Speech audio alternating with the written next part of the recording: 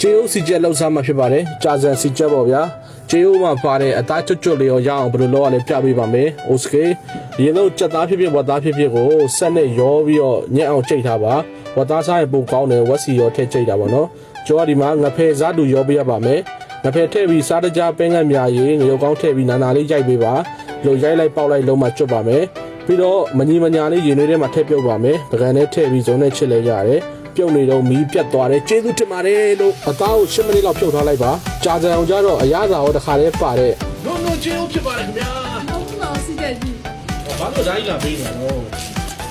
လုံးလုံးကျေးဇူးဖြစ်ပါတယ်ခင်ဗျာကျေးဇူးကြာစံတော့အရသာလေးပါပြီးသားဖြစ်ပါတယ်ကြာစံကို3မိနစ်ပြုတ်ပြီးတော့ဆယ်ထားလိုက်ပါပြီးတော့သူ့ထဲမှာပါတဲ့စစ်ချက်မွေးတို့အရသာမုတ်ပင်းလိုက်များကြာညွတ်ပါညာထည့်ပြီးတခြားနယ်လိုက်နယ်ပြီးတော့ပကံထဲမှာစီပါမယ်ခင်ဗျာခုနပြုတ်ထားတဲ့ကြက်ငဖယ်လေးထည့်မယ်ဥလေးထည့်မယ်ဘုံလေးလေးထည့်စစ်ချက်လေးဖြူလိုက်ရပါပြီပုံလေးရထက်တောင်လှတယ်နော်